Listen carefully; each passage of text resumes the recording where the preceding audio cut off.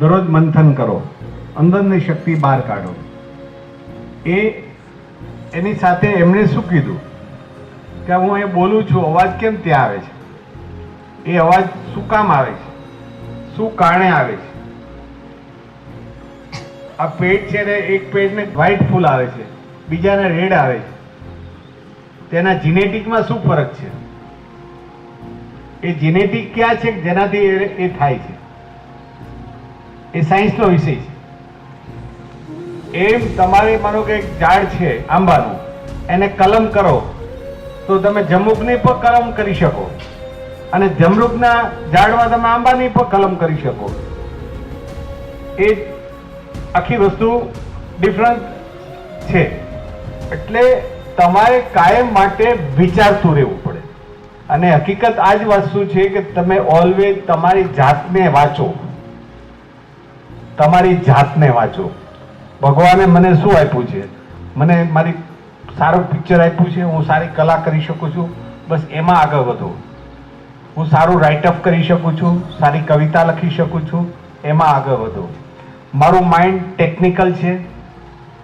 હું આમ પંખો જોઉં એટલે મને ખબર પડી જાય, વાયર જોઉં તો મને ખબર પડી જાય, એમાં આગળ વધો ટેકનિકલમાં. મને ફૂલ યાદશક્તિ છે, મને કોઈ ચીજ બધી જ વસ્તુ યાદ રહી છે, અને મને સાયન્સમાં રસ છે, તેમાં આગળ વધી મારે ડૉક્ટર બનવું છે, સાયન્ટિસ્ટ બનવું છે.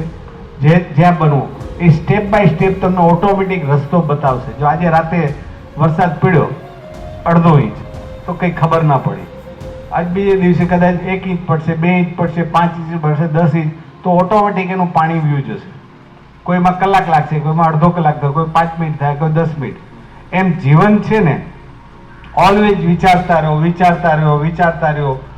એમ જીવન છે, જેટલું તમે વિચારતા રહેશો અને તમે કામ કરતા જશો, કામ જ તમને કામ શીખવવાનું. સાહેબે એક બહુ સારી વાત કરી કે ઘણા એન્જિનિયર બની ગયા પછી ખબર નથી આ ફેન શું હાલે, કારણ કે મગજ જ નથી વાપર્યું. એને બુક્સની કિતાબો વાંચીને જો પ્રશ્ન જવાબ આપી દીધા એટલે એ પાસ થઈ ગયા. પણ ટેકનિકલ ન હોય, ભણ્યો ન હોય એન્જિનિયર, અને છતાંય પંખો આખો ખોલીને આખો ફિટ કરી દેશે. ટેકનિકલ માઇન્ડ છે. એટલે આ બધી જ વસ્તુ આપણે ઉપયોગી છે.